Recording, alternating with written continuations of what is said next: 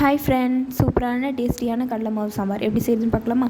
அதுக்கு ஃபஸ்ட்டு ஒரு medium size வெங்காயம், தக்காளி, காரத்துக்கு இந்த மாதிரி பச்சை மிளகாய் எல்லாத்தையும் அரிஞ்சு வச்சுக்கிட்டு ஒரு பேனில் எண்ணெய் சேர்த்து கடுகு போட்டு அது பொரிஞ்சதும் தட்டி வச்ச பூண்டியும் சேர்த்துட்டு கருவேப்பிலை சேர்த்து வதக்கி விட்டுறணும். அதுக்கப்புறமேட்டுக்கா அரிஞ்சு வச்ச பச்சை மிளகாவையும் சேர்த்து அதையும் வதக்கி விட்டுட்டு 3 காஞ்ச மிளகா சேர்த்து அதையும் வதக்கி விட்டுறணும்.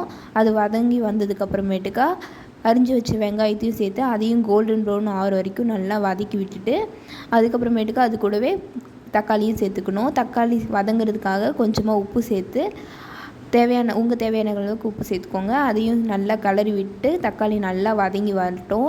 அது வதங்கி வந்ததுக்கப்புறம் கடலை மாவு கரைச்சி வச்சுருக்கேன் நான், அதையும் இது கூட சேர்த்துக்கிறேன். கடலை மாவு சேர்த்ததுக்கப்புறம் கொஞ்சமாக தண்ணி உங்கள் தேவையான அளவுக்கு ஊற்றிக்கோங்க. கொஞ்சம் நிறையாவே ஊற்றிக்கோங்க, அப்போ தான் நல்லாயிருக்கும்.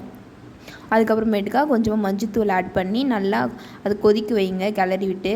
அது லைட்டாக கொதித்து வந்ததுக்கப்புறமேட்டுக்கா பெருங்காயத்தூள் ஆட் பண்ணி அது நல்லா கொதித்து வரட்டும். கொதித்து வந்ததுக்கப்புறமேட்டுக்கா கொத்தமல்லி தூவி சர்வ் பண்ணிங்கன்னா சூப்பரான சுவையான கடலை மாவு சாம்பார் ரெடி ஆகிடும். கண்டிப்பாக ட்ரை பண்ணிவிட்டு கமெண்ட்டில் எப்படி இருக்குன்றதை சொல்லுங்கள். சூப்பராக இருந்துச்சு சுட சுட இட்லிக்கு சாப்பிடும் போது. ஓகே ஃப்ரெண்ட்ஸ், பாய். அடுத்த வீடியோவில் பார்க்கலாம்.